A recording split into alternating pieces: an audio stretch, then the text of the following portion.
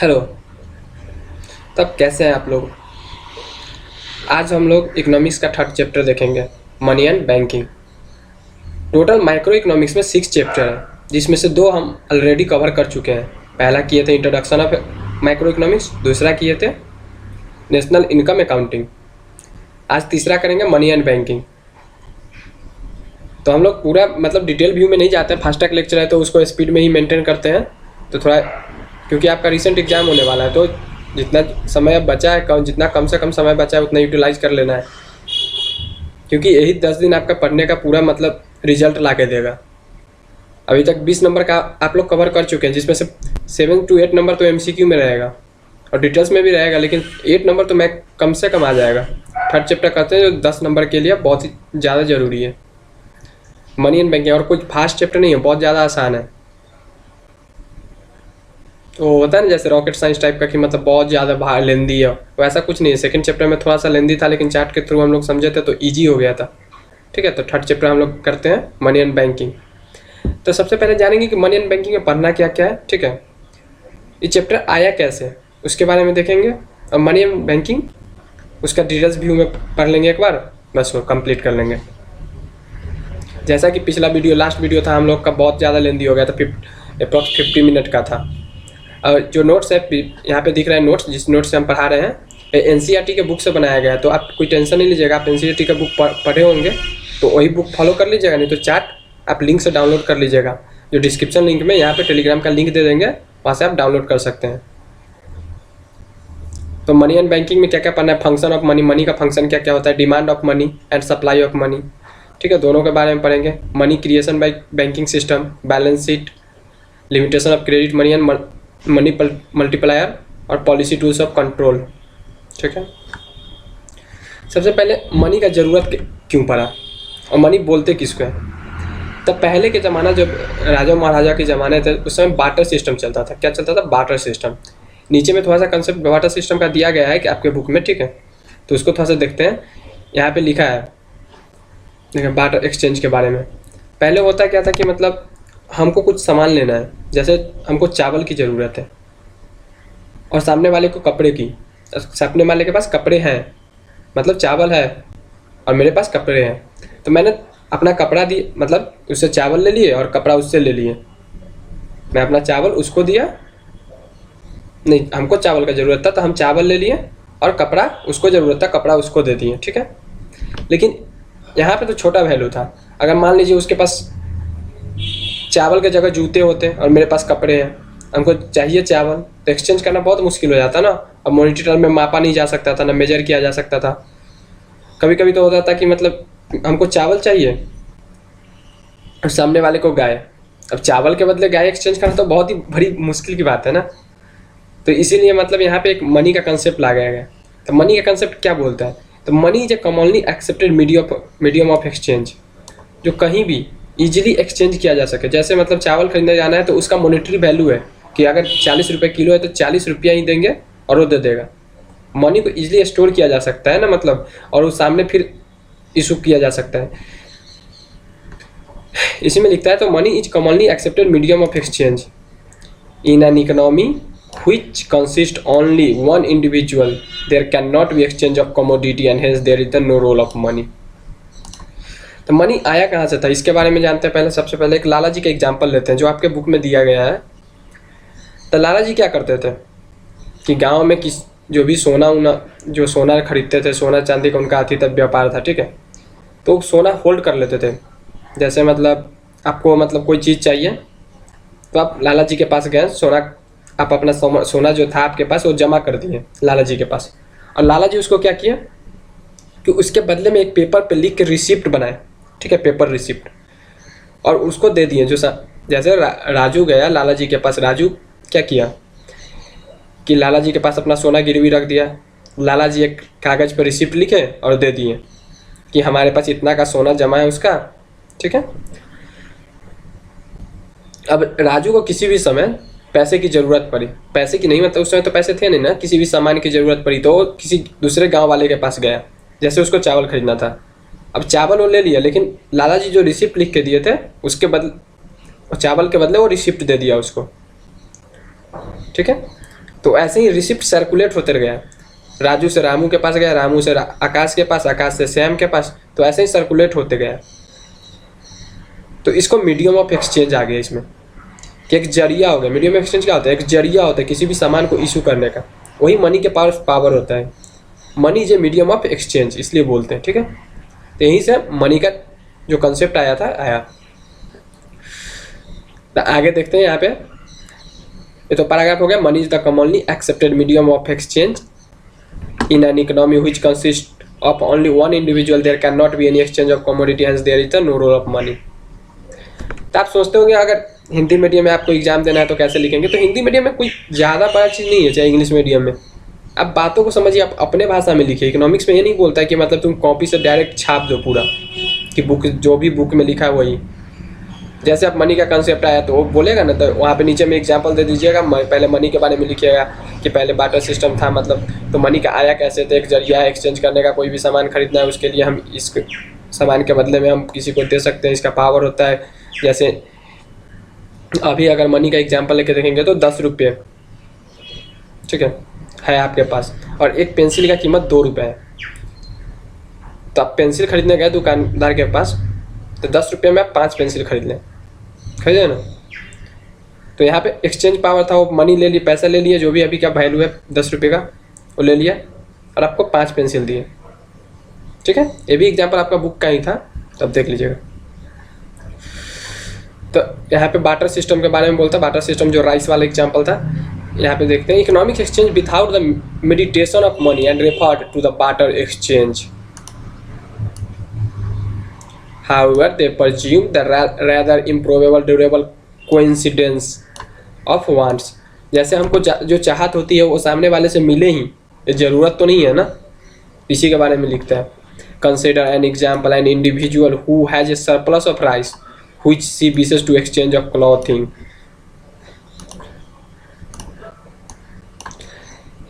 If she is not lucky enough, she may not be able to find another person who has directly opposite demand for rice and surplus clothing to offer to exchange. The smooth the transaction, an intermediate good is necessary, which is acceptable to both parties, is called money. Transaction में smoothness आ गया, जैसे कि पैसा हुआ गए किसी भी दुकानदार के पास, 5 पेंसिल लिए, 10 रुपये दिए, तो ट्रांजेक्शन में स्मूथनेस आ गई थी ना। The individual can then sell their products and money use the money to purchase the commodity they need. Functions of money in modern economy के बारे में बताता है। ऊपर में जो पढ़े उसके बारे में लिखता है कि मनी जो format the medium of exchange, फिर बार्टर एक्सचेंज के बारे में बताता है। The barter system has other deficiency, difficult to carry forward. तो बार्टर सिस्टम में क्या क्या डिफिकल्टी थी, क्या क्या मतलब चीज़ों का सामना करना पड़ता था, क्या क्या मुश्किलें की सामना करना पड़ता था, ताकि मनी का जहाँ से उत्पत्ति हुआ कि मनी का ज़रूरत पड़ा। तो बार्टर सिस्टम में क्या होता था? सबसे पहला एग्जांपल देखते हैं। It is difficult to carry forward once wealth under the barter system. इसको कैरी फॉरवर्ड करना बहुत ज़्यादा मुश्किल था। The problems can be solved if you sell the rice of money. Money is not perishable in nature. Money जो है पहले का जब money is not perishable in nature, money जो होता है वो अपना कभी अस्तित्व नहीं खोता है, मतलब पेरिसेबल नहीं होता नेचर का। मतलब जैसे चावल से ही लेते हैं, चावल मतलब कुछ दिन तक स्टोर नहीं कर सकते, स्टोर करके उसका मतलब वैल्यू कम होते जाएगा। टमाटर को ज़्यादा दिन स्टोर नहीं कर सकते। आप कोल्ड स्टोरेज के एग्जाम्पल में नहीं चले जाइएगा। कोल्ड स्टोरेज में मतलब केस अभी अलग है, पहले ऐसे होता नहीं था कि ना स्टोर करके रखा जाए। अब टमाटर को तो पहले स्टोर नहीं किया जाता था, वो तो जैसे जैसे टेक्नोलॉजी आया उसे वैसे वैसे उसका स्टोरेज बढ़ता गया, तो उसको स्टोर नहीं किया जा सकता था। वही बोलता है, money is not perishable in nature and it is easily to store it. और इसको कैरी फॉरवर्ड करना भी इजी है। वेदर कैन बी स्टोर्ड, यहाँ पे लिखता है storage can also consider lower. Wealth can be stored in the form of money to future is, however they can not be easily convertible to other commodity. और उसको convert करने में बहुत ज़्यादा मुश्किल था। अब चावल के बदले मतलब कपड़े तो ठीक है, अब चावल के बदले गाय तो बहुत ज़्यादा समझ सकते हैं। Have universal acceptability. तो उसके बाद आगे देखते हैं। To move toward the economy which use less the cash and more digital transaction. पहले बार्टर सिस्टम से मीडियम ऑफ एक्सचेंज के लिए मनी का यूज किया गया, और मनी को अभी जो now as on date digital form में ज़्यादा यूज किया जाने लगा है। मोदी जी आए हैं जब से तब से डिजिटल इंडिया का बढ़ावा दे रहे हैं। कैशलेस ट्रांजेक्शन करो, कैशलेस, क्योंकि मनी को स्टोर नहीं करना पड़े कहीं भी, मतलब किसी के हाथ में ब्लैक मनी से बचाया जा सके। ठीक है, तो यहाँ पे बोलते हैं cashless society distribute the economic state whereby financial transaction not connected with the money in form of physical bank notes और क्वाइंस रादर तो transfer of digital information between the transacting parties. During the last few year initiatives such as Jan Dhan Yojana, Aadhaar enabled payment system, e-wallet, national financial switch, and other are strengthened the government resolve to go cashless. Today, financial inclusion is seen as a realistic dream because the mobile and smartphone penetration across the country. अभी तक आप लोगों ने देखा barter system के बारे में, money के बारे में पढ़ा, बाटर सिस्टम में क्या क्या प्रॉब्लम्स थे सो पढ़े। ठीक है, आगे देखते हैं the demand and money and supply of money. तो डिमांड ऑफ मनी पढ़ेंगे पहले, फिर सप्लाई ऑफ मनी देखेंगे। तो डिमांड ऑफ मनी का ज़रूरत क्यों पड़ा, ठीक है, उसके बारे में देखते हैं, फिर सप्लाई ऑफ मनी देखेंगे। The demand of money बोलता है the demand for money tell us what people's desire the certain amount of money। people की जो इच्छा है, मतलब जैसे मतलब हमको मोबाइल खरीदना है, तो मोबाइल खरीदने के लिए तो पैसे की ज़रूरत पड़ेगी ना, तो हम डिमांड करेंगे। जो डिजायर की उत्पत्ति होती है वही डिमांड से होती है। और सप्लाई क्या है, जब पैसे हम किसी बैंक से क्रेडिट पे लिए, जैसे मतलब लाला जी का एक एग्जाम्पल लेते हैं। ठीक है, अब लाला जी क्या किए, मतलब रामू को पैसे चाहिए थे, जब सोने चाहिए थे रामू को, तो लाला जी के पास गया, लाला जी रामू को 25 किलो सोना दे दिए। ठीक है, रामू उस क्या किया, 25 किलो सोने पे उनको ब्याज के तौर पे 25 किलो से ज़्यादा 27 किलो दिया सोना। जब वापस किया उनको तो 27 किलो दिया। तो यहाँ से दो कंसेप्ट निकल के आए, एक इंटरेस्ट का कंसेप्ट निकल के आया, दूसरा लोन का। तो सप्लाई ऑफ मनी वही हो गया, जैसे ही लाला जी ने रामू को दिया सोना तो रामू का डिजायर पूरा हो गया, लाला जी का भी डिजायर पूरा हो गया कि 25 की जगह 27 केजी वापस किया। ठीक है, जैसे कि आजकल बैंक जो बिजनेस करती है, बैंक का भी सेम ही काम होता है। बैंक आपसे डिपॉजिट लेके सामने वाले पार्टी को क्रेडिट पे देती है। ठीक है, इसके बीच में जो इंटरेस्ट रेट होता है वो डिपॉजिटर से ज़्यादा होता है, जो जिसको हम लेंड करते हैं पैसा। Okay, supply of money in modern economy money comprise cash and bank deposit depending on what types of bank deposit are being included. There are many measures of money, they are created by system comprising of two types of institution। ठीक है, तो central bank of economy two types में, one आएगा central bank of economy, दूसरा आएगा commercial banking system. Central bank of economy मतलब central bank का मतलब सेंट्रल बैंक ऑफ इंडिया नहीं समझिए, सेंट्रल बैंक का मतलब होता है केंद्र का बैंक, जैसे reserve Bank of India. Okay, तो रिजर्व बैंक ऑफ इंडिया का स्थापना कब हुआ था, 1935 में आरबीआई बना था। ठीक है, तो यहाँ पे लिखता है India got its central bank in 1935। The reserve Bank of India central bank has several important function. तो आरबीआई का फंक्शन क्या क्या है, तो आपसे पूछे सेंट्रल बैंक का फंक्शन क्या क्या है, तो सिंपल सा लिख दीजिएगा, मतलब कि वो करेंसी इशू करता है, उसका कंट्रोल होता है बैंकों पे, वो गवर्नमेंट का बैंक होता है। फॉरेन एक्सचेंज में मतलब पार्टिसिपेट कर, कस्टोडियन फॉरेन एक्सचेंज करता है, इसके पास डिपॉजिट होता है बैंकों का, बैंकों को लोन देती है। तो बहुत सारी चीज़ हो गई ना, तो ईजी हो जाएगा ना लिखने में। इसको इंग्लिश में ही देख लेते हैं एज ए बुक के language. Central bank of economy, तो India got its central bank in 1935, its name Reserve Bank of India. CB central bank पूछेगा तो सेंट्रल बैंक ऑफ इंडिया नहीं मार के आइएगा। ठीक है, रिजर्व बैंक ऑफ इंडिया को ही सेंट्रल बैंक बोलते हैं।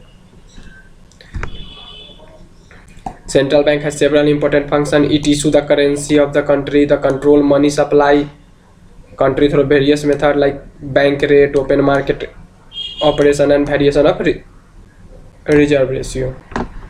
It acts as the banker of the government का bank. It is the custodian of foreign exchange reserve of the economy. It also acts the bank of banking system, bank to the banking system। अब आता है example दूसरा, वहाँ तो 2 types हो गए थे, एक सेंट्रल बैंक हो गए थे, दूसरा कमर्शियल बैंक। तो कमर्शियल बैंक क्या करता है, जैसे लाला जी के एग्जाम्पल में कमर्शियल बैंक जो होता है एक पार्टी से डिपॉजिट लेता है। जैसे हमको बैंक में पैसा रखना था, मैंने जाके बैंक में डिपॉजिट कर दिया, बैंक हमको 4% के हिसाब से इंटरेस्ट रेट दे रहा है, 4%, ठीक है। लेकिन बैंक वही राजू को पैसा दे दिया, राजू को पैसे की ज़रूरत थी, तो यहाँ पे पहला आ गया डिमांड वाला, जैसे ही बैंक को हमने दिया मतलब, ठीक है। दूसरा सप्लाई वाला, बैंक ने उसको सप्लाई कर दिया क्योंकि उसके डिमांड था, उसको जरूर नहीं, सॉरी, राजू को डिमांड था पैसे की, बैंक ने उसको सप्लाई किया मनी, ठीक है। हमने डिपॉजिट किया बैंक में, बैंक ने हमको 4% दिया और राजू को वही पैसा 10% पे दिया। बैंक का इनकम कितना हो गया, 6%। तो बैंक का अर्निंग यहीं से होती है। बैंक आपके पैसे को अपने पास रख के, जो हम डिपॉजिट किए बैंक अपने पास रखा, उसमें सर्टेन अमाउंट ऑफ पोर्शन जो आरबीआई कहता है वो अपने पास सीआरआर के रूप में, जैसे कैश रिजर्व के रूप में रख लेता है, और बाकी बैलेंस वो लेंड कर देता है सामने वाले पार्टी को और हाइयर अमाउंट पे, ठीक है। तो यहाँ पे देखते हैं थ्योरी क्या लिखता है। Commercial banking system, a bank the money creating system of the economy, they accept deposit from the public and lend out part of this funds to those who want to borrow. Same चीज़ है, the interest rate paid by the bank to depositor is lower than the rate of charge by the borrower. यहाँ पे same ही चीज़ लिखा है कि depositor को कम rate पे मतलब देता है। जब डिपॉजिट पैसा हम डिपॉजिट किए बैंक में तो हमको 4% दिया, लेकिन वही बोरोवर जो लेंडर पैसा लेने आए उसको 10% पे दिया, ठीक है। तो वो सेम ही चीज़ लिखा था, interest rate paid by the banks to depositor is lower than the rate charge from the borrower. Commercial bank mediate between individual or firm whose excess funds are lent to those who funds needed. People with excess fund can take their funds in the form of deposit in bank, and those who need to fund borrow funds in the from the home loan, crops loan, etc. ये paragraph हम लोग को बोलता है कि जैसे हमारे पास access fund पड़ा हुआ है, जैसे हमारा 100 रुपये इनकम है लेकिन खर्च 40 रुपये है, तो 60 रुपये हमारे पास एक्सेस फंड था, एक्सेस फंड बैंक में डिपॉजिट कर दिया, ठीक है। अब वही आपको ज़रूरत था तो आपने बैंक से पैसा उठा लिया, या होम लोन बोल के उठाया, क्रॉप्स लोन, बहुत सारी तरह के लोन होते हैं ना, कार लोन, ठीक है। तो वही सेम चीज़ जो फंक्शन होता है कमर्शियल बैंक का होता है। कमर्शियल बैंक एक से पार्टी से डिपॉजिट लेता है और वही डिपॉजिट को सामने वाले पार्टी में एज ए लोन डिस्ट्रीब्यूट कर देता है।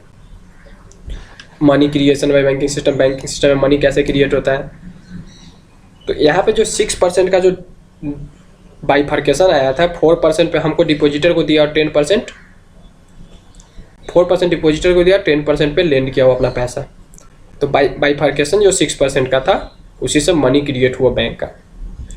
When the banks lend to any person, a new deposit is opened, the person's name, thus money supply increases to old deposit plus new deposit. Commercial bank like State Bank of India deposit with RBI, all this called reserve. जब कोई भी bank अपना कुछ certain amount जो भी वहाँ पे लिखा हुआ रहता है कि मतलब इतना % रखेगा, या जो भी अपना, जैसे स्टेट बैंक को अपना डिपॉजिट आरबीआई के पास रखता है तो उसको रिजर्व बोलते हैं, ठीक है। और जो लोन लिए हुए हैं, जो भी बैंक से लोन लिए, total loan plus reserve is equal to assets. अगर आप बैलेंस शीट, मतलब आप तो कॉमर्स के स्टूडेंट हो तो बैलेंस शीट पढ़े ही होंगे, बैलेंस शीट में रिजर्व डेबिट साइड में आता है बैलेंस शीट का, अगर टी फॉर्मेट से देखें तो, ठीक है। जो कैपिटल एंड लायबिलिटी होता है उसमें आता है रिजर्व एंड लोन, तो total reserve plus loans is equal to assets, और liability is equal to deposit. जैसे कि मैंने बैंक को डिपॉजिट किया, बैंक में अपना पैसा दिए 100 रुपया, तो बैंक में हम डिपॉजिट किए, तो बैंक में पैसा गया, लेकिन बैंक का लायबिलिटी है कि हम जब पैसे की ज़रूरत होगी हमें देगी, तो बैंक के लिए वो क्या हो गया, पैसा लायबिलिटी है, और मेरे लिए वो एसेट्स है। आप बैलेंस शीट जब भी बनाते हैं, मतलब जब भी आप बैलेंस शीट अकाउंट्स में बनाते हैं तो आपको जो बैंक में पैसा रखते हैं उसको एसेट साइज में दिखाते हैं, कैश एट बैंक बोल के, ठीक है। लेकिन वही अगर बैंक का अकाउंट बनाएंगे तो बैंक में हमेशा लायबिलिटी साइड में दिखेंगे कि deposit from public, deposit from accounts, deposits, ठीक है, under the head liability side में, ओके। तो आपको क्वेश्चन पूछ सकता है, मतलब जो एग्जाम में एमसीक्यू पूछता है तो उसमें पूछता है कि assets is equal to reserve plus loan, reserve plus deposit, तो आप देख के लगाइएगा, ठीक है। और यहाँ पे liability is equal to deposit. Net worth क्या होता है? Net worth is equal to assets, total assets में से करंट लाइबिलिटी जैसे ही घटाएंगे तो नेटवर्थ आ जाएगा, okay. The accounting rules that both side of account must balance here the assets is greater than liability, they recorded on the right hand side as the net worth. Balance sheet of fictional bank. Balance sheet हम देखते हैं कि कैसे बनता है। तो asset side हो गया और लाइबिलिटी साइड, ठीक है।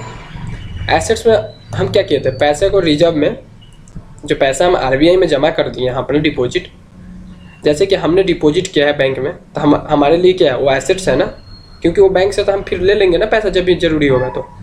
तो रिजर्व हमारे लिए एसेट्स है, बैंक के हिसाब से देखते हैं, बैंक के बैलेंस शीट। तो हमने किस आरबीआई को डिपॉजिट किया तो हमारे लिए क्या है, हमारे साथ तो बैंक में कैश इन हैंड दिखेगा ना, और लाइबिलिटी में डिपॉजिट, जो हमारा पैसा आया हुआ है पब्लिक से, ठीक है, जो डिपॉजिट में दिख रहा है। तो यहाँ पे बैलेंस है टोटल, बैलेंस शीट हमेशा बैलेंस होता है, both side equal. Limits of credit creation and money multiplier. The RBI decide the certain percentage of deposit which every bank must keep as reserve. मैंने ऊपर ही बोला था आपको कि आरबीआई का रूल रेगुलेशन है कि जो भी अमाउंट ऑफ डिपॉजिट आएगा उसमें से सर्टेन परसेंटेज वो अपने पास रखेगा, उसके बाद ही लेंड करने के लिए पैसा रखेगा। It is done to ensure that no banker is overleading. There is a legal requirement and is binding on the banks. There is called the required reserve ratio, reverse ratio, reserve ratio, cash reserve ratio, ठीक है। उसके बाद CRR देखते हैं। CRR बोलता है percentage of deposit which banks must be kept as a cash reserve with itself. मैंने ऊपर बोला था कि अगर जो भी बैंक का मतलब रूल रेगुलेशन होता है, आरबीआई बोलता है कि मतलब अगर आप 20% किसी भी डिपॉजिट का अपने पास रख लीजिए, उसके बाद ही आप लेंड कर सकते हैं कैश रिजर्व रेशियो के नाम से। जैसे कि राजू को 100 रुपया दिया, ठीक है, और बैंक बोला कि 20%, राजू डिपॉजिट किया 20% रख के, फिर 80 रुपया वो लोन देने के लिए रखा हुआ है, ठीक है, वो बबलू को दे दिया। तो टोटल डिपॉजिट अभी मतलब कितना, 100 रुपया था, उसमें से 20 रुपया रिजर्व में रख लिया और 80 रुपया बचा वो लोन के लिए रखा हुआ था, जो लोन पब्लू को दे दिया। Banks are also required to keep some reserve in liquid in short term. The ratio is called statutory liquidity ratio. The statutory requirement over the reserve ratio acts as a limit of the amount and credit that banks want credit. यहाँ पे example के तौर पे समझाया है, मतलब column बना के, कि आपको इजीली अंडरस्टैंड हो जाए। तो डिपॉजिट क्या, कितना, 100 रुपया, ठीक है, और रिजर्व कितना बनाया, 20 रुपया। उसके बाद लोन मेड टू बैंक, कितना बचा हुआ है लोन देने के लिए, 80 रुपया। फिर 80 रुपया वो दे दिया, तो टोटल डिपॉजिट कितना हो गया, 80 रुपया किसी को दे दिए, लोन दे दिए, फिर लोन से पैसा है तो 180 हो गया। 36 रुपया अभी कितना है, 180 का 20% के हिसाब से हम बना रहे थे, 180 का 36 रुपया अभी रिजर्व बनाएंगे, ठीक है। 20 रुपया हम पहले से बनाए हुए थे, 80 रुपया अभी था, तो 80 का बिना है कितना, 16, तो टोटल 36। अभी लोन देने के लिए हमारे पास कितने हैं, 64, क्योंकि 80 में से 16 बना दिए, कितना टोटल बचा हुआ है, 64। क्योंकि 100 पे 20 बनाए तो 80 बचा हुआ था, 80 पे फिर 20 पर जब बनाए 20%, तो 64 अभी बचा हुआ है। तो ऐसे ही नीचे करते गए, टोटल हम 500 रुपया डिपॉजिट कर दिए बैंक में, और रिक्वायर्ड रिजर्व कितना, 500 का 20% 100 हो जाएगा।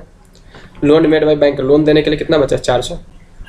अब इसको हम बैलेंस शीट के फॉर्म में समझते हैं कि बैलेंस शीट में कौन सा अमाउंट किधर दिखाएंगे।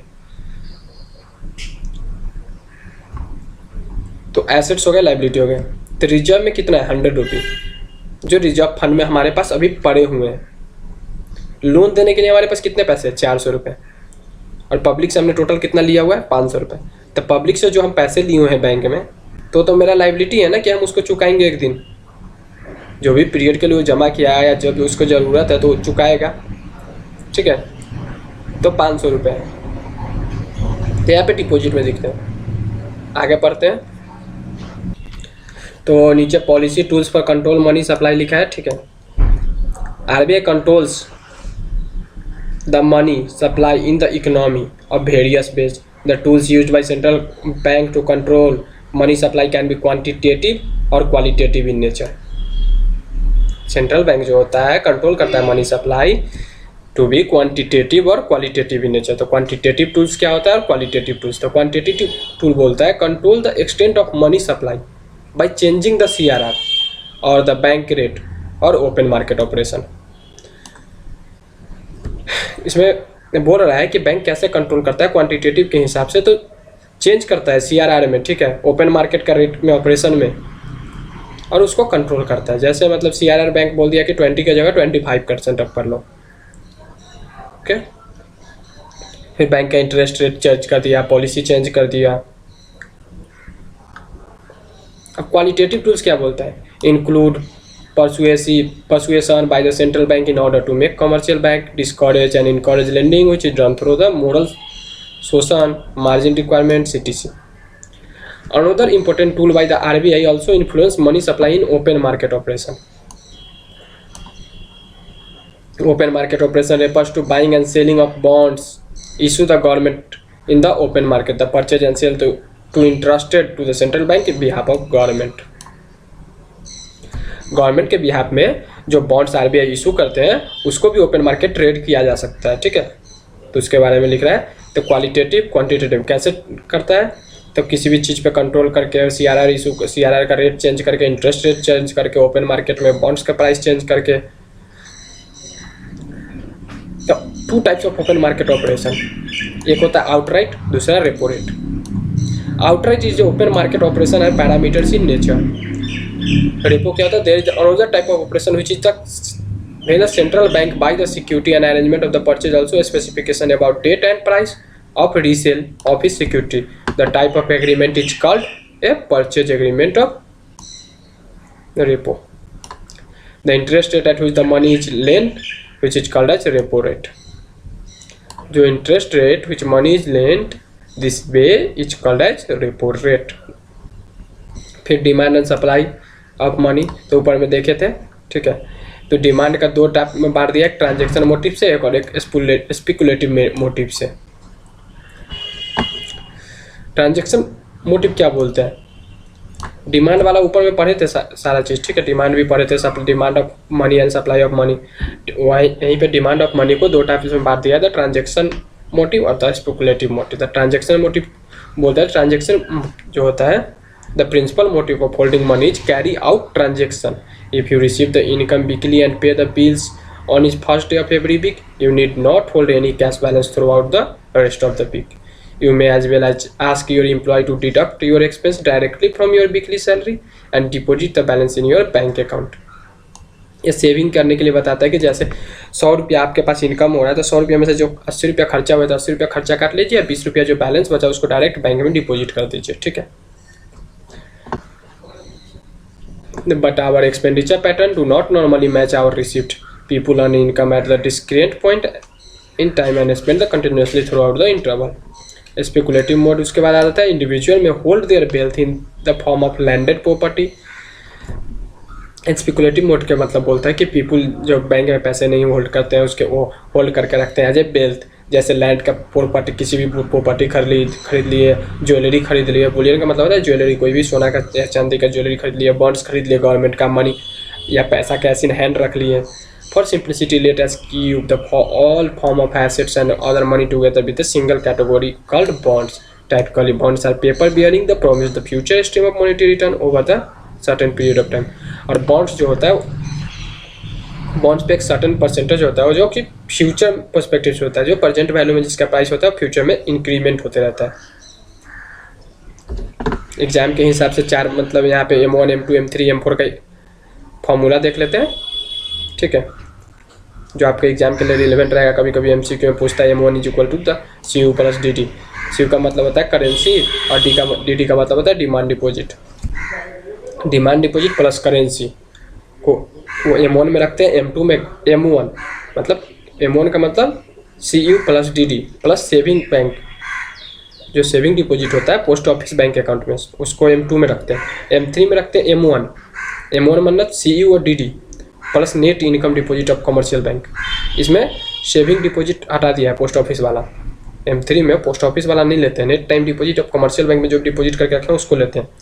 उसके बाद M4 का एग्जाम्पल आता है। M4 में आता है M3 में आपका 3 चीज़ आया, CCU plus DD plus net time deposit of commercial bank plus total deposit with post office saving outstanding saving organisation excluding national saving certificate. Okay, तो आपका चैप्टर समाप्त हो गया है, आप एक बार देख लीजिएगा। तो आपका 3 चैप्टर कंप्लीट हो गया है और 3 माइक्रो इकोनॉमिक्स में और बचे हैं। तो कंप्लीट में इंट्रोडक्शन हो गया है माइक्रो इकोनॉमिक्स का। दूसरा क्या हुआ था, नेशनल इनकम का अकाउंटिंग। आज क्या हुआ, मनी एंड बैंकिंग। तीनों चैप्टर बहुत ही अच्छे से हम लोगों को गया है। आगे भी मतलब जो भी चैप्टर बचे हुए हैं माइक्रो इकोनॉमी का 3 चैप्टर, फिर माइक्रो इकोनॉमी स्टार्ट करेंगे। आपके एग्जाम से पहले ख़त्म हो जाएगा। आप एक बार वीडियो ज़रूर देखिएगा, ठीक है। पास होने की गारंटी तो 100% है। हाँ, मार्क्स स्कोर करने के लिए तो आपको थोड़ा सा अच्छे से वीडियो सुनिएगा, ठीक है। और जो भी बोलते हैं उसको अच्छे से समझिएगा, क्योंकि अभी तक नहीं पढ़े हैं तो मतलब थोड़ा सा टाइम है, थोड़ा सा टाइम दीजिए। 10 दिन का टाइम है, 10 दिन आप टाइम दीजिए, ठीक है। अच्छे मार्क्स स्कोर हो जाएंगे आपके। अब भागिएगा तो कोई उसका उपाय नहीं है, ठीक है। और चैनल पे नहीं होंगे अभी तो, क्योंकि नया चैनल है, तो सब्सक्राइब कर लीजिएगा और वीडियो कैसा लगे कमेंट कर लीजिएगा, ठीक है। इसी तरह आपका BST का आज अपलोड नहीं हो पाया किसी कारणवश, तो मतलब आज वो कल के शेड्यूल में हो जाएगा सारा उसका, और 1-2 दिन में देखते हैं, उसके बाद अकाउंट्स भी स्टार्ट हो जाएगा आपका। चलिए, धन्यवाद, और लास्ट तक देखने के लिए बहुत बहुत धन्यवाद।